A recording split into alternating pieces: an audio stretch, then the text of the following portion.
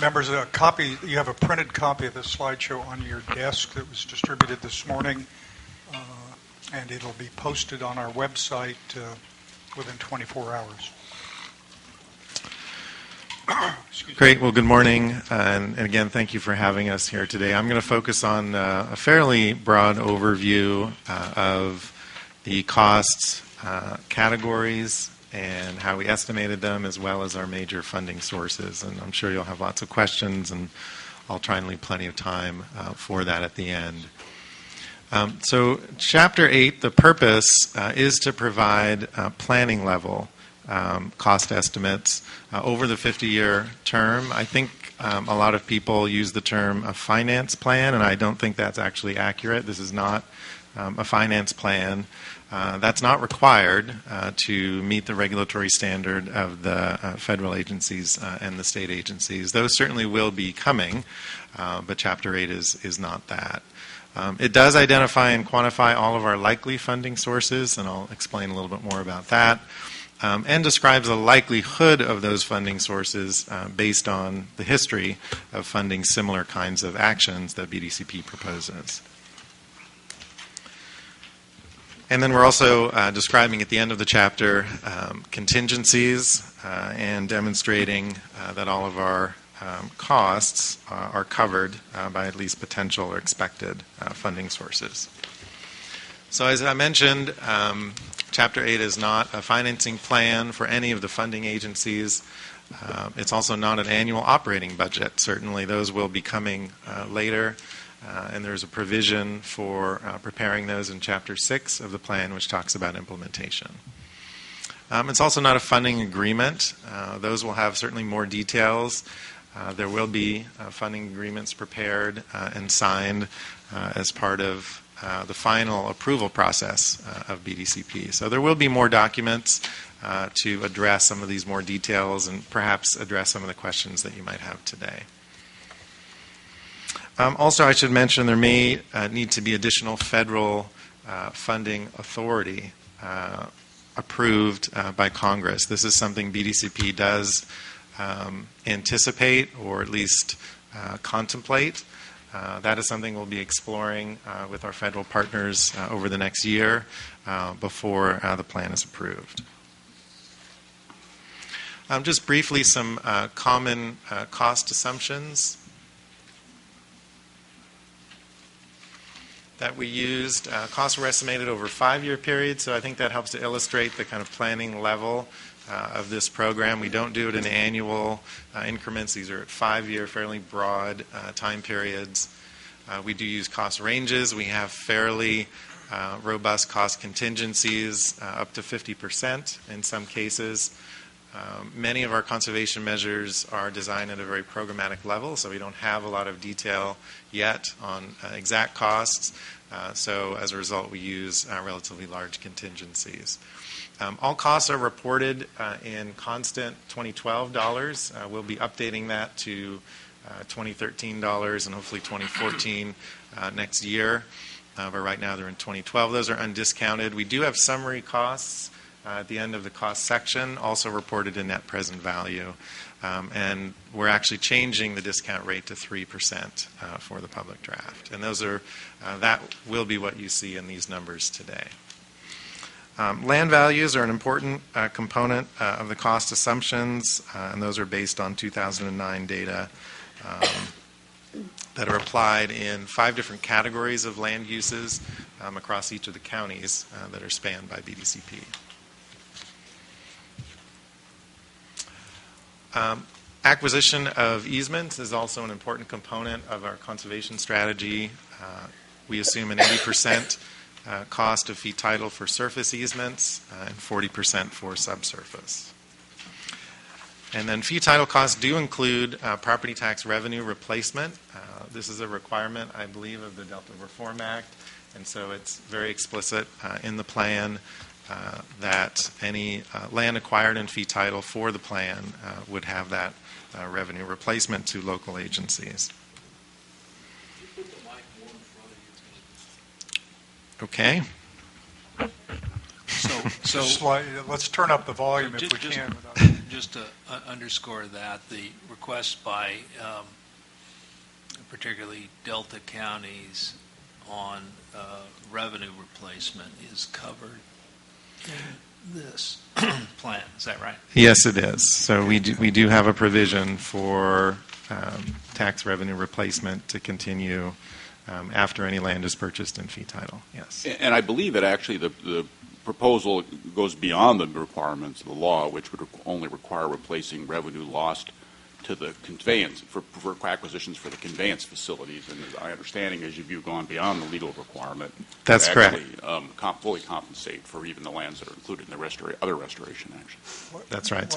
What was the rationale for going beyond the requirements of law to satisfy local agency concerns on property values? Yeah, that's correct. I mean, we actually have a substantial amount of land acquired beyond the land required for the footprint of the facility. That acreage is in the order of 4,000 or 5,000 acres, but we'll be acquiring 8 or 9 times more land than that in fee title for other uses in the reserve system, either for preservation of habitat for enhancement purposes or restoration of tidal wetlands and other natural communities. No, So that's a much my larger question was, point. if the law requires you only to do one thing, and this proposal, assuming this stays in the final plan, Right. this proposal recommends going beyond what the law requires. Mm-hmm. What are the rationale that leads you to that position? Right, and I was trying to explain,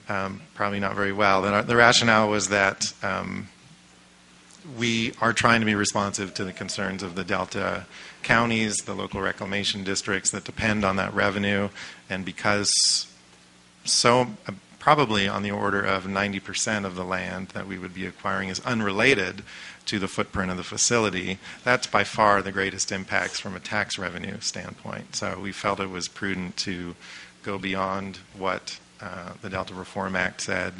And those payments are to come from the publicly financed portion of the Bay Delta Conservation Plan? Not entirely. So just over 40% of that funding would come from the state and federal water contractors. Why 40% if you plan to go 9 times the amount of acreage beyond what's needed for the tunnel facilities? So two reasons. One is that they're responsible not just for the footprint of the water facility, but also the mitigation. And the mitigation does include fee title acquisition. What proportion is the of the contractor's contribution to this attributable to fee title collection, and what portion to other things? I don't know off the top of my head, but I can certainly get that to you. What I'm getting at is, I assume you have done this as a gesture of goodwill to help smooth the path. That's correct. Without noticeable success to date, but Yes. hoping to smooth the path of the issue, suggesting that it is within the ability of BDCP to make comparable kinds of decisions as to what's needed, and I assume some of them will be reflected in the plan to be released in December, whenever it is. That's correct. Okay.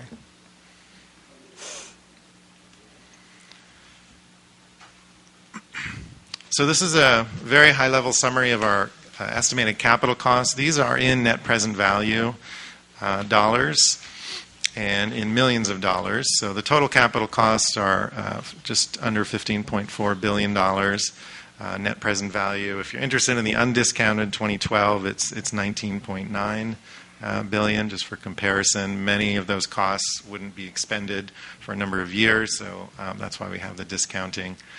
And 80% of the total is related to the water conveyance facility, so that's probably no surprise. But the natural community restoration and protection, the protection is the land acquisition component, that makes up a significant portion as well at just over $2.5 billion. This is what our cost needs look like over time in 5-year increments. This is a figure right out of the plan, and shows that the vast majority of the capital expenditures would occur in the first 10 years of the plan, which is when the water facility would be constructed. So there's still a need for capital costs after that for the red portion of the histogram for protection and restoration. This is the picture for our projected operational costs, again in net present value at just over $2.3 billion over the entire 50-year permit term. Undiscounted 2012 dollars is $4.9 billion, if you're interested in the comparison. And costs are spread a little more evenly among various categories, including monitoring and research, which we talked about earlier, plan administration, our other, what we call our other stressors, conservation measures, which are focused on actions within aquatic environments to reduce effects on covered fish and also help to restore their habitats. And then you see the local government revenue replacement, that's the tax replacement cost there as well. And again, this is the picture of projected spending or cost over the 50-year period, increasing costs as we expand the reserve system and as we do more and more restoration, both of which need to be completed by year 40, so that's why the plateau occurs around there. All right, any quick questions on cost before I move to funding sources? Okay, we can come back to it certainly. Yeah.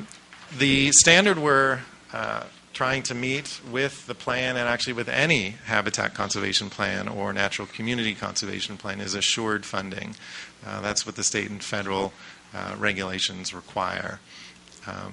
There isn't a lot of guidance on what that means. The kinds of funding sources we've identified in BDCP are consistent with other approved plans around the state.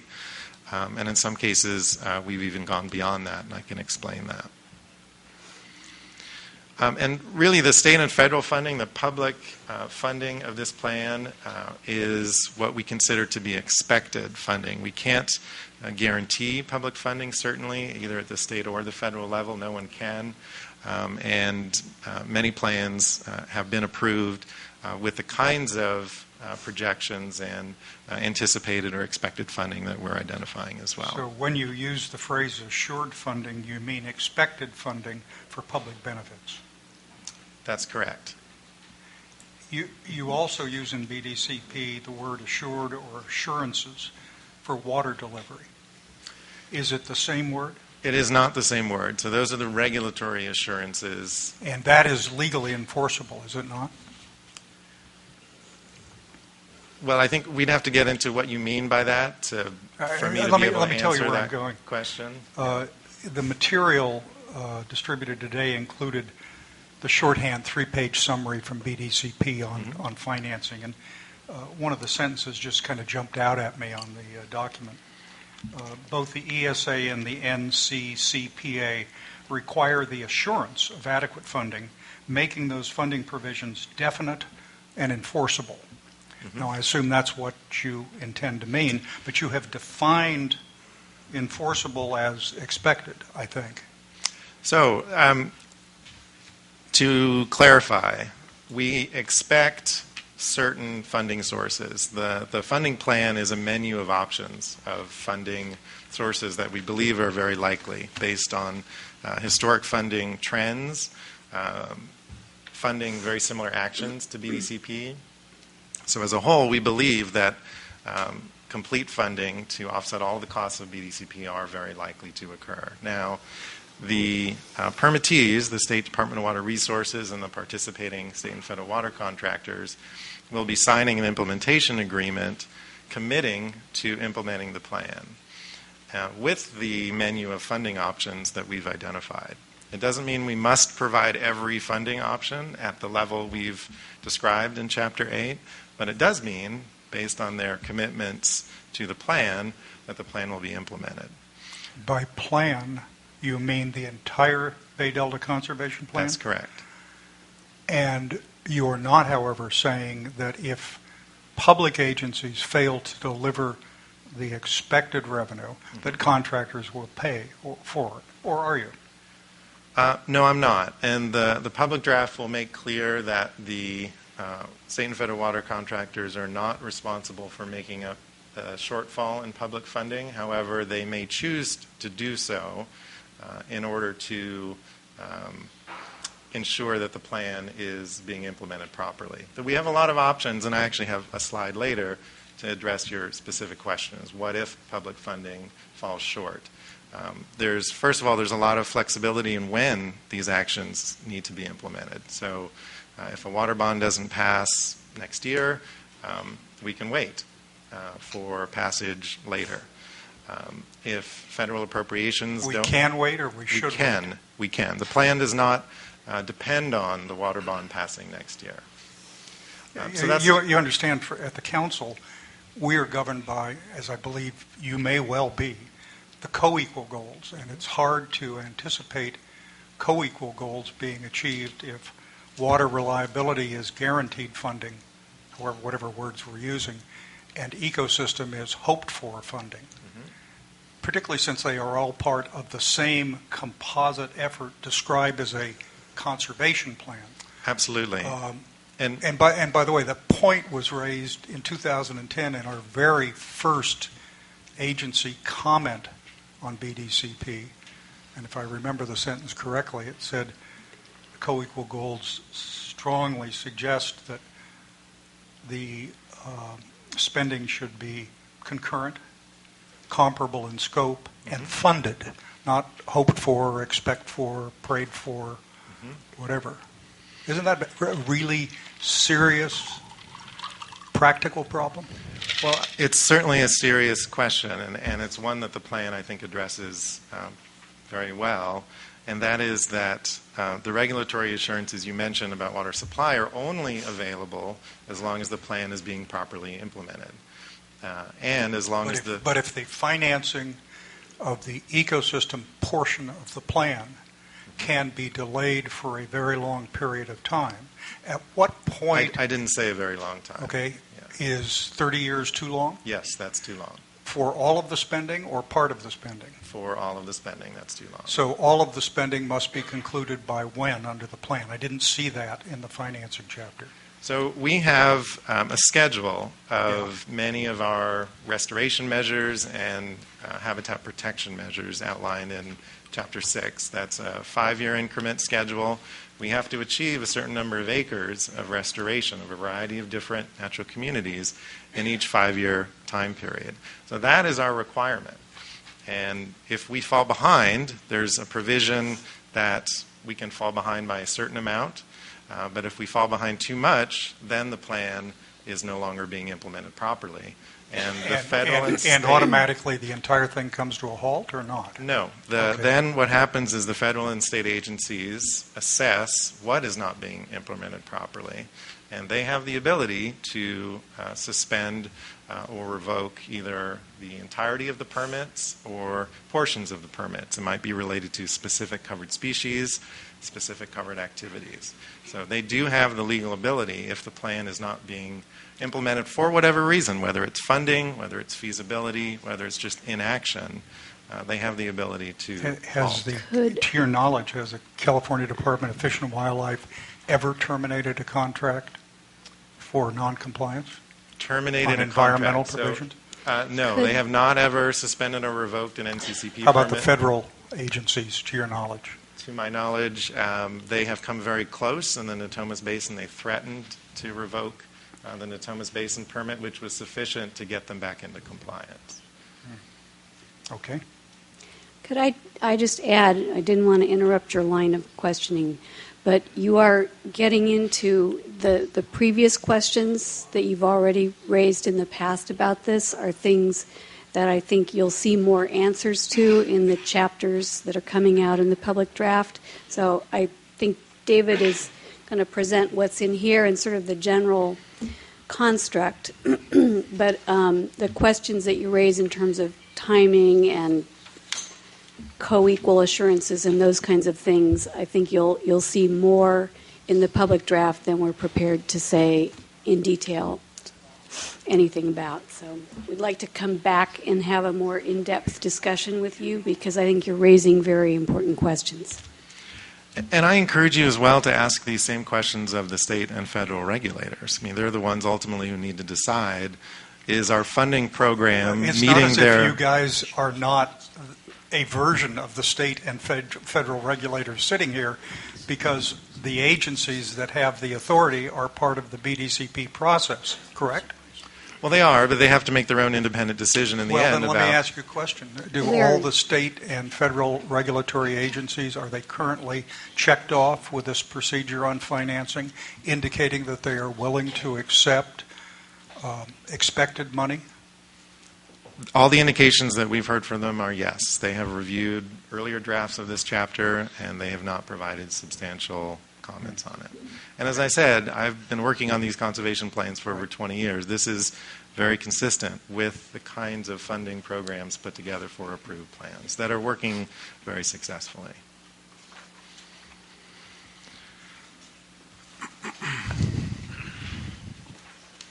All right, so the funding that we are anticipating would be coming from three different sources. The state and federal water contractors, which, as Dan mentioned, would be paying for both the construction and operation of the water conveyance facility, as well as mitigation for that. Two state water bonds are described in the chapter. The one, of course, that is on the ballot for next year, and then a second one, and then continuing and expanded federal appropriations. The state and federal funding would be for the conservation part of the conservation plan. So the NCCP Act requires that we go beyond mitigation and contribute to species recovery and help prevent the listing of our non-listed covered species. And the state and federal funding would be used for that.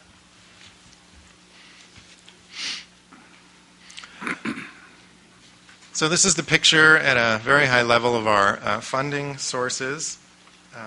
This is an undiscounted dollar, so our funding does equal our costs. So the total funding at $27.8 billion is divided by about 2/3 coming from the participating state and federal water contractors, state funding at about 17%, federal funding 14%.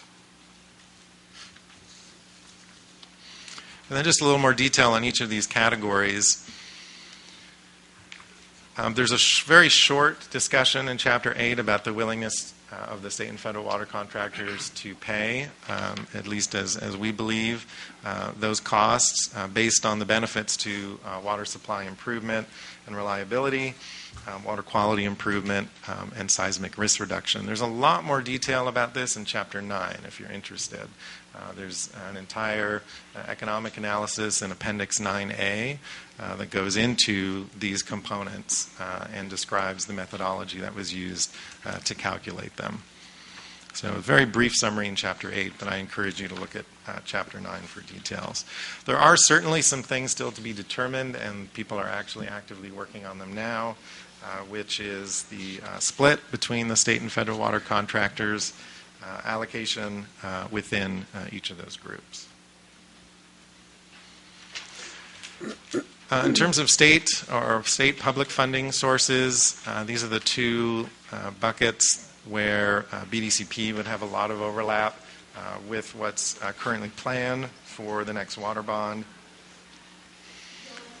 And the chapter does describe the history of water bonds passing in California. There have been 10 of them since 1984, most of which passed with wide margins. So that's, I think, one of the main reasons that we are expecting passage of another one. But as I said, what if it doesn't pass in 2014? It's certainly a valid question. We are able to rely on other public funding sources. Sources that exist today that would simply be shifted to a BDCP program that include federal appropriations, grants that BDCP would be very competitive for, state grants, and small amounts from existing bonds. We also have the ability to rely on the contractor funding obligations for their mitigation share. That's upwards of $900 million that we estimate right now. And that could fund our entire program for 6 or 7 years, at least by my calculations. So we have the ability to wait, as I said, for public, either state or federal, funding sources for quite a number of years. If you estimate the contractor's legal mitigation obligation for the facility itself is in the range of $900 million, and that's what I understand from this chart, that's money they're required to spend in approximately that amount over the life of the project for mitigation, which is very defined and related to the facility construction, the activity, damage caused, and so on. When you say if state bond funds don't pass or other state funds or federal funds are not available, you can rely on the funding obligation, are you talking about borrowing against that money? Or are you simply saying that what was a mitigation obligation pot of money is to be expanded by the money so it could go to $1.8 billion? I don't understand how you can claim the same amount of money and spend it for two different activities. Sure. The mitigation obligation remains, so it would need to be spent ultimately on those obligations. This would just be essentially a loan to the program until the public funding came along. A lot of the mitigation activities of the contractors are actually the very same activities that are needed to fulfill the NCCP Act requirements. It's a portion of restoration, it's a portion of habitat preservation, it's the same activities. So it's really just a question of doing more of some of them early in the program, more tidal wetland restoration, for example, and then activities needed for mitigation later would then be done later when the additional funding arrives.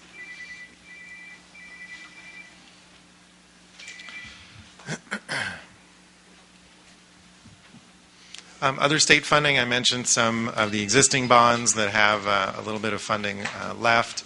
The Wildlife Conservation Board, we talked about the council's funding sources.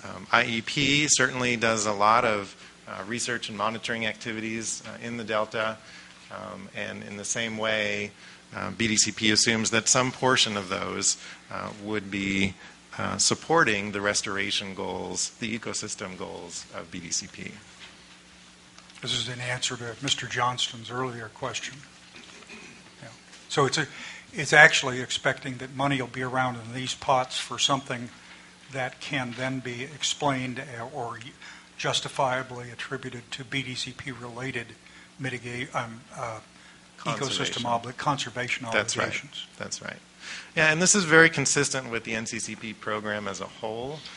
Many plans essentially bundle existing programs that have already been occurring and expand them with additional funding. So we don't want to be duplicating effort. We want to be building on all of the work that people have been doing for decades. So the way that the State Department of Fish and Wildlife views this is BDCP complements these existing activities. And so it really is part of a larger program. And that's why we say that some of these existing programs essentially are contributing to the goals of BDCP. Federal funding sources, there are a couple of existing ones. The CVPIA Restoration Fund exists and can be used. Certainly, there's a lot of overlap with the goals of that act to BDCP goals, as well as the California Bay Delta restoration appropriations that go to a number of federal agencies. So we do expect continued appropriations under existing authority, as well as the expectation of expanded appropriations potentially through new federal authorities. Federal grants certainly are important as well. One I'll mention is the Cooperative Endangered Species Act grant program to states, which provides funding for land acquisition to approved habitat conservation plans. BDCP would be very competitive for those grants, most of which have come to plans in California. Yeah. Can I ask one Mr. quick Stevens. question? Yeah.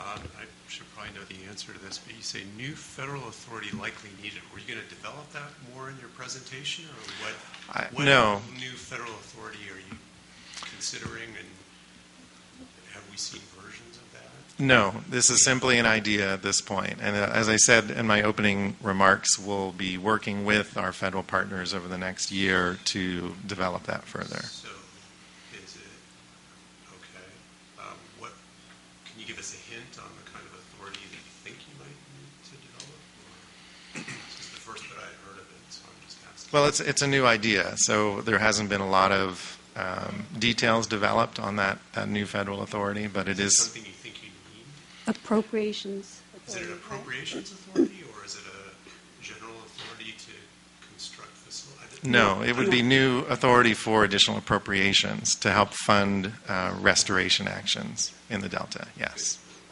Sorry, I didn't understand that. Mr. Knox? David, could I ask you a question? You got my attention on a comment you just made with respect to the interagency ecological program. And BDCP, given the scope and the complexity of the restoration effort as well as all the interrelations of that work, is heavily reliant on adaptive management for its ultimate success. Mm-hmm.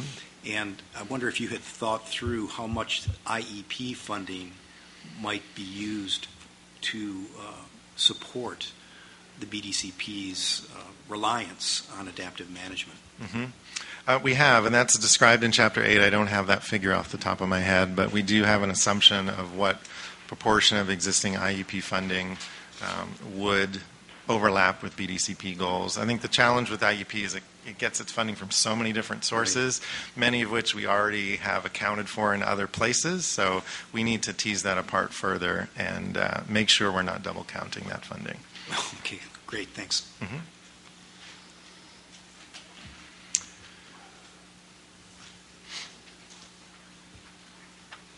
So I think there was a question raised at some point about BDCP and the potential, at least, to take away funding from existing programs, maybe a shift in priorities. And I hope I've convinced you we do have a lot of new funding sources identified, some unique to the fact that we're an NCCP or a regional HCP that addresses a lot of different listed species. And I wanted to show you this table, which I think is helpful to put BDCP in context with other large regional HCPs and NCCPs, all of which in this table have been approved in California. So they're similar in scale in terms of area covered, number of species covered, not necessarily in overall cost because they don't include large construction projects like BDCP does, but you can see the percent of state and federal funding varies considerably, and BDCP is about in the middle. Some don't rely on it at all and rely entirely on local public funding. Down in Riverside County, their two plans do that, although the Western Riverside County plan has actually gotten some federal funding. The big difference with those other more development-focused plans is they rely heavily on private development fees. So you can see that far right column, over 50% of those plans' funding comes from private developer fees. We don't have that ability, so we're relying on both the local public, which is the public water agencies, as well as the state and federal. When you say you don't have that ability, you do have benefited parties from the BDCP. Absolutely. But is it not more correct to say you believe you should not impose additional financial duties upon them that go beyond the narrow parameters of the facilities itself, the mitigation related to that, and the more expansive view of local agency reimbursements? There was an allusion somewhere here about flood stuff, but I believe that's primarily related to protection of the water conveyance facility itself and the attendant changes that come from the construction of tunnels. Mm-hmm. Well, we think our estimate in Chapter 8 of the state and federal contractors' responsibility for mitigation is accurate. It's all spelled out in a single table, and it's that $900 million figure that we talked about earlier. So no, I'm not saying that should be expanded or shrunk. We think it accurately reflects the mitigation responsibilities of this. Is there any federal or state law that flatly prohibits the Bay Delta Conservation Plan from having a financing package where the contractors pay a larger share than you currently propose? No, there's, Okay. there's So not. I understand it's a matter of preference and Yeah. calculation and strategy and approach. All right, that's fine. Though certainly, I think at least in my experience, the contractors would be looking to the Davis-Dolwick Act for guidance about costs which they should be allocable to them. Well, the reason I've raised this is in a different but related setting, the contract renewal discussions for the water contracts of the State Water Project, there were some public statements made that the contractors were insisting on having a better understanding and control over the Department of Water Resources operations and maintenance charges because they did not wish to pay more money. And now we know the department is contemplating in short order expanding operations and maintenance from $200 million a year to $400 million a year, and I suspect that's what caught their attention. If they're resisting the operations and maintenance payments of the existing facility covering the cost, according to DWR, I assume they have the same concerns here, which have led to this proposal and its configuration. Well, doesn't that just shift more and more cost to the public side of the equation? I'm not saying that's wrong, by the way, but Well, the assumptions that we use to calculate the mitigation share of the contractors is spelled out pretty clearly in that table. So in each conservation measure, we walk through how we can. It's a different proportion, a different percent. that's table 848 related charts. That's right. Yeah. It's a different proportion for each conservation measure depending on the biological impacts and the effects of the water conveyance facility construction and operation.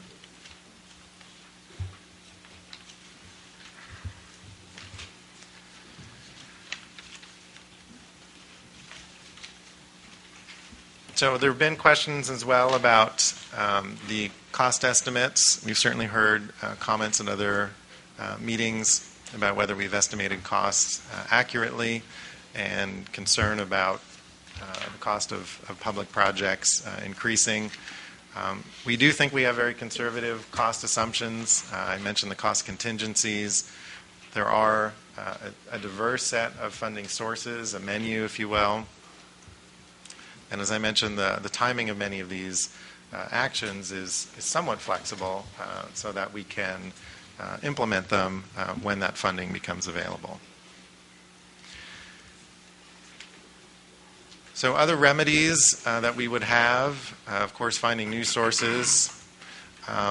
We have very clear direction in the plan to be working closely with the federal fish and wildlife agencies and the state wildlife agency to develop a plan of action if we fall behind in any of our acreage requirements, our funding needs.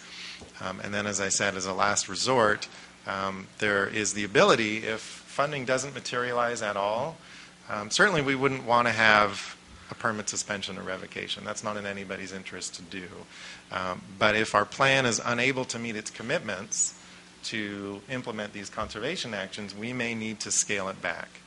And scaling it back means reducing the conservation strategy to be consistent with the level of funding that we would expect in the future.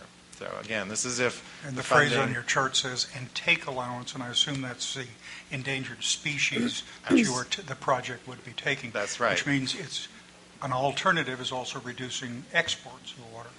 The alternative would be reducing take allowance for whichever species is affected. That doesn't lead to reduction of It may or may not. It's not a guarantee that that would be the outcome because it depends on what is reduced.